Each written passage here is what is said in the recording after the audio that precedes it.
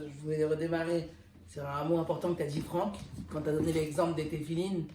D'abord le bras ça représente le cœur, après la tête qui représente donc l'intelligence, l'intellect, et après l'action. Donc ça c'est vraiment déjà un point très important dans l'idée de canaliser sa colère, c'est que l'intellect il domine le cœur. Avant de passer à l'acte, on doit d'abord avoir une réflexion sur le sentiment qui nous anime. Et une fois que la tête dit OK, alors éventuellement, si on a bien réfléchi, alors à ce moment-là, on a plus de chances que l'action qu'on va faire, elle soit bien dirigée et que ce ne soit pas simplement un élan de colère et qui peut être destructeur.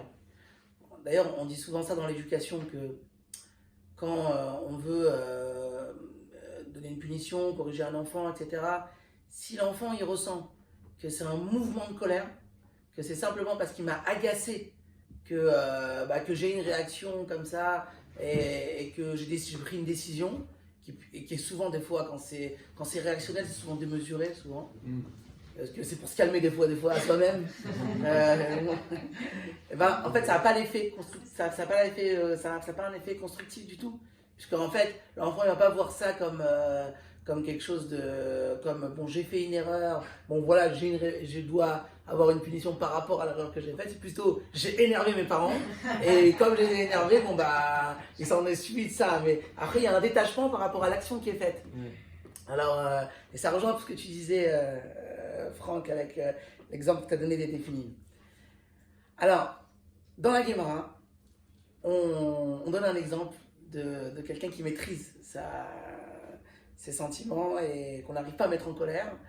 C'est dans le traité Shabbat, à la page 31, on parle d'un grand sage qui s'appelle Hillel.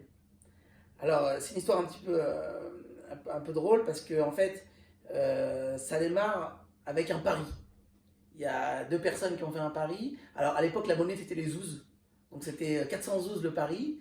Celui qui va arriver à mettre en colère Hillel. Et donc, le pari a été lancé. Donc, quelqu'un, il a donc parié cette somme-là. Il dit, moi, je me propose.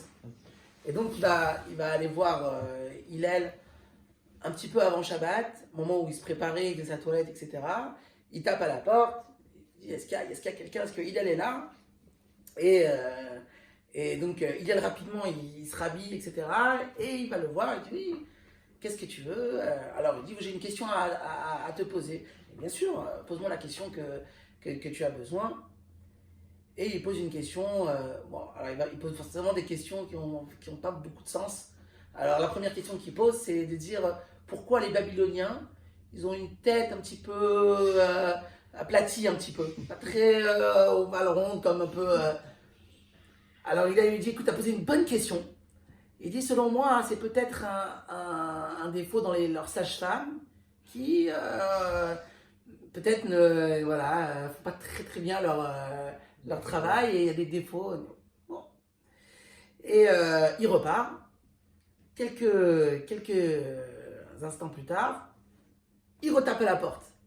Et donc il est en train de se préparer à Shabbat, il se rhabille, il dit est-ce qu'il y a quelqu'un, est-ce qu'il est toujours là? Oui, bien sûr. Il ouvre la porte, il pose une autre question, il dit j'ai une question. Alors il dit oui, bien sûr, c'est quoi ta question?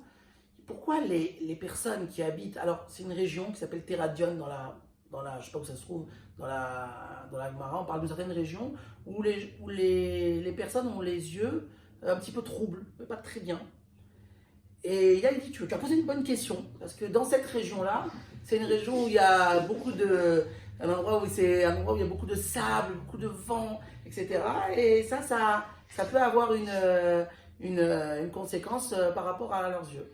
Bon. Et après, il repart. Quelques instants plus tard, il retape à la porte. Il dit, Hillel, est-ce qu'il y a quelqu'un ici? Est-ce que Hillel est là? Il dit, oui, bien sûr. Il se rhabille, etc. Et parce qu'entre-temps, il n'avait pas le temps de finir sa toilette pour préparer la Shabbat, parce qu'à chaque fois, il revenait. Et il dit, pourquoi certaines personnes qui habitent en Afrique ont les pieds un petit peu plus grands, un peu plus larges? Alors, il a dit, je vais poser une bonne question. tu as posé une bonne question. Et comme il explique, comme là-bas, il y a beaucoup de régions un petit peu marécageuses. Et donc, Dieu a fait en sorte que il puisse avoir des pieds un petit peu plus larges pour pouvoir y habiter et être plus facilité physiquement par rapport aux régions dans lesquelles il habite.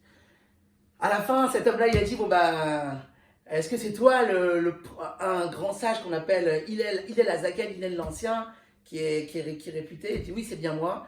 Tu m'as fait perdre 412. Voilà, parce qu'il a expliqué le pari, et que tu t'es pas mis en colère. Et donc ça, c'est une histoire sur la colère qu'on raconte dans la Gemara. Maintenant, il faut savoir, normalement, quand il y a des choses qui irritent une personne, normalement, qu'on dérange comme ça plusieurs fois, ou ça peut être une irritation qui vient des questions qui n'ont strictement aucun rapport, ou alors un dérangement qui est exagéré, ou alors des fois on peut être en colère parce qu'on a reçu une insulte, ou parce que différentes choses qui nous agressent et qui peut arriver à un sentiment de colère. Alors, dans un commentaire du Rabbi, le Rabbi explique que la colère, en fait, elle vient d'une force intellectuelle qui s'appelle le Da'at. Le Da'at, on a dit, c'est comment il y a 3 forces intellectuelles. Les 2 premières, c'est découvrir une chose intellectuellement. La deuxième, c'est s'approfondir dans une chose qu'on a appris, bien la comprendre en long, en large, en travers. Et la troisième, c'est se sentir concerné par ce qu'on a appris. La chose nous parle à nous. Et dans ce 3e niveau qui est se sentir concerné par la chose qu'on a apprise, donc c'est le rapport qu'on a avec la chose qui est apprise, cette 3e force intellectuelle se divise en 2 parties. Il y a une qui s'appelle le Da'at inférieur, on dit en hébreu Da'at Tarton, et une qui s'appelle le Da'at Elyon. Cette force-là, telle qu'elle est à un niveau supérieur. Donc il y a un niveau inférieur et il y a un niveau supérieur. Et le Rabbi donne un exemple très simple pour comparer quel est le niveau inférieur et quel est le niveau supérieur. Pour le niveau inférieur, on vous donne l'exemple d'un bébé par exemple. Un bébé, un petit enfant, chaque chose qu'on va lui faire qui ne va pas selon son sens, ça va tout de suite le mettre en colère et ça va tout de suite l'agacer. Parce que comme chez lui, cette force elle est tellement faible, cette force intellectuelle est tellement faible qu'il se sent agressé directement par quelque chose qui ne lui convient pas et tout de suite, il va y avoir un rejet, une colère qui va arriver. Un adulte, et on dit quand il grandit, et particulièrement quand on dépasse l'âge de 40 ans, on arrive à avoir ce Da'at supérieur. Ce Da'at supérieur, en fait, c'est ce qui permet de supporter des choses contraires. Ça veut dire qu'il peut y avoir des fois une certaine situation, et puis après on peut être confronté à une situation complètement inverse et complètement contraire, et qui peut être à l'inverse de ce qu'on pense. Ça ne va pas nous mettre en colère. On va avoir du recul par rapport à la chose. On va avoir une certaine distance et on va accepter des fois des choses qui peuvent aller en contradiction. Et ça, c'est le Da'at supérieur qu'on a avec le temps, en grandissant, et qui nous permet d'avoir cette maîtrise de soi, même si on voit, c'est vrai, il y a des choses qui ne correspondent pas à ce que moi je pense, il y a des choses qui sont peut-être à l'inverse de ma façon de penser, mais j'arrive quand même à me maîtriser, j'arrive à garder à ce que mon esprit, il domine toujours sur mon cœur. Alors, une autre idée qu'on ramène dans le Tanya que l'Admor Azaken, le premier Rabbi de Lubavitch, a écrit, c'est l'idée que tout celui qui se met en colère, c'est comme si il pratiquait de l'idolâtrie. Pourquoi?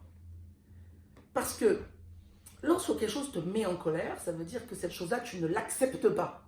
Tu es en train maintenant de t'opposer à la chose. Et donc finalement, c'est comme si tu étais en train de dire, cette chose-là, elle ne vient pas de Dieu. Cette chose-là, elle est venue de l'extérieur et je ne la mérite pas.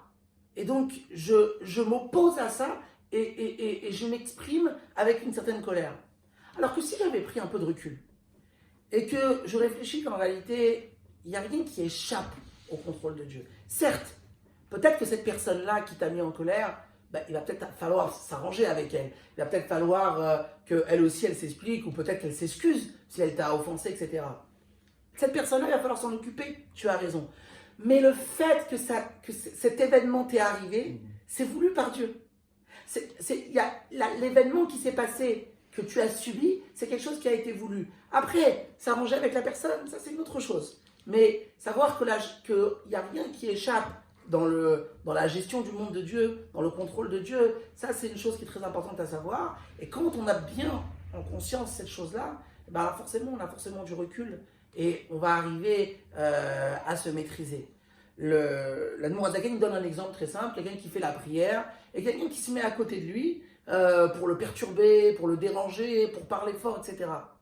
Il y aurait deux situations, deux réactions. Il y aurait une réaction négative qui serait aller de se mettre en colère, de s'énerver contre la personne et donc voilà, de ne pas accepter la chose. Et il y a une autre réaction que l'Admour Hazaken préconise, dire que justement si Dieu il a fait en sorte qu'il y a un perturbateur à côté de toi, c'est justement pour que tu te renforces dans ta prière, tu te renforces dans ta concentration, pour que, pour t'amener une concentration supplémentaire et pas justement pour aller contre cette personne-là. Une fois que ta prière après est terminée, tu peux après discuter pourquoi tu t'es mis à côté de moi, pourquoi. Mais dans un premier temps, c'est se renforcer dans son travail à soi. Alors, il y a aussi un autre endroit dans la Torah où on parle de la colère, c'est dans les Maximes des Pères, au chapitre 5. Là-bas, on donne quatre façons d'être qui sont différentes. Alors, il y a une première façon, c'est quelqu'un qui est très facile à se mettre en colère, mais d'un autre côté, alors il est facile à se mettre en colère, mais d'un autre côté, il est difficile à calmer. Donc là, c'est le pire, on va dire, c'est le pire des cas, puisque non seulement il se met en colère rapidement, et en plus, tu ne peux pas l'arrêter. Bon. Il y a l'inverse, qui est quelqu'un qui est très difficile à se mettre en colère, donc il va mettre du temps à se mettre en colère, mais d'un autre côté, il va être aussi difficile à calmer. Donc là, il y a un certain équilibre, mais il a perdu un petit peu son mérite. Il avait une bonne base comme ça de difficile de se mettre en colère et il a perdu un peu son mérite parce que voilà, il est aussi difficile à calmer. Il y a quelqu'un qui peut être difficile à se mettre en colère, mais donc là c'est très très bien, et il va continuer dans le bon sens, c'est que à calmer ça va être très simple. Donc là, ça va être la bonne personne. Et comment on explique cette Mishnah de différents cas? Un qui va être un petit peu moitié-moitié, un qui va être complètement dans le côté mauvais et un qui va être complètement dans le côté bien. On l'explique de la façon suivante. Quelqu'un qui est très réactif, ça peut être une nature. Je suis très réactif. À peine tu me dis un petit mot, tout de suite ça m'enflamme. Mais d'un autre côté aussi, à peine tu m'apaises, je me calme aussi. Donc c'est une nature de quelqu'un de très réactif. On peut avoir une autre nature, quelqu'un de plus dur et plus fermé. Je ne veux pas me mettre en colère. Mais d'un autre côté, si tu as réussi à me mettre en colère, ça va être pas évident que je t'accorde le pardon. C'est une nature un petit peu dure. Donc ça, ce sont des natures qui sont une un peu plus dure et une un peu plus réactive. On demande à un homme d'aller au-dessus de sa nature, de dépasser sa nature. Quelqu'un qui va justement avoir du mal à se mettre en colère. Mais d'un autre côté, il a du mal à se mettre en colère, mais rapidement il peut se calmer. Ça veut dire que là, vraiment, il a été au-dessus de sa nature. Il s'est surpassé. Parce que normalement, ça ne va pas ensemble.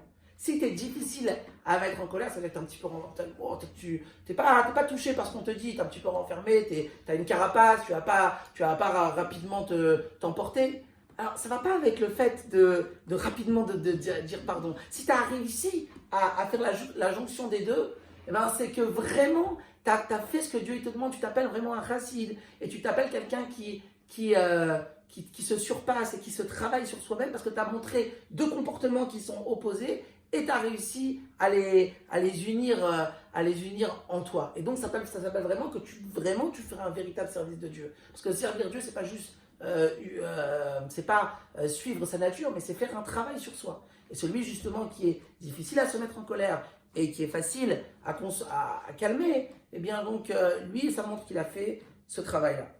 Et pour terminer, on voit des mouvements de colère chez Moshe Rabbeinu. Alors Franck, t'as parlé de tout à l'heure quand Moshe Rabbeinu il a brisé les louchot. Alors là, t'as donné un exemple positif.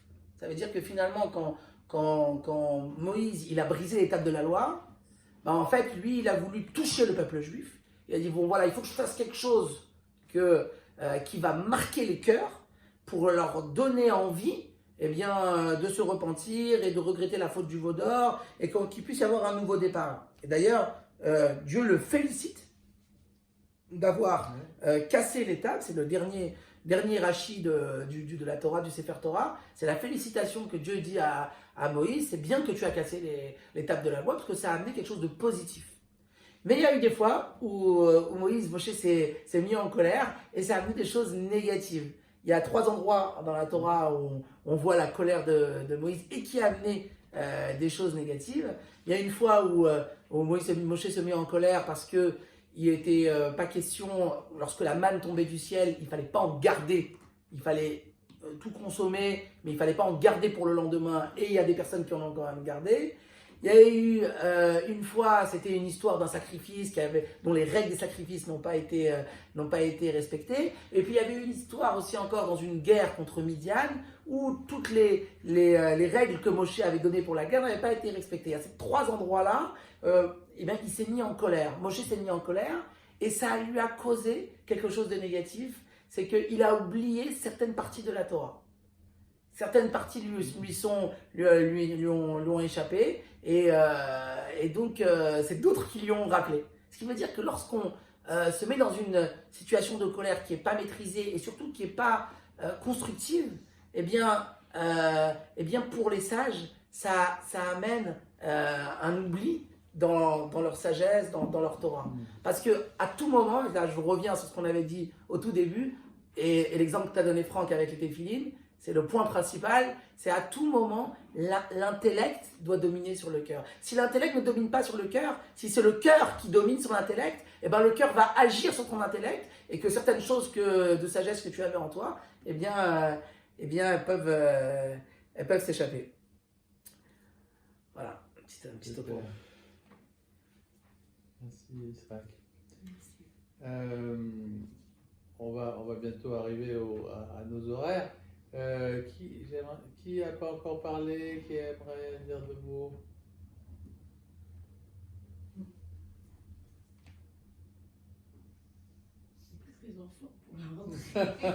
Bon, c'est un thème de rentrée carrément difficile, il faut dire, mais on a fait un bon tour, tout le monde a bien parlé, et il y a des colères positives, donc c'est ça qu'il faut garder comme à l'esprit. Et alors, donc on a fait le tour de ce beau thème quand même malgré tout. Est-ce que on peut, avec les quelques minutes qui nous restent, trouver un autre thème et puis prévoir une date?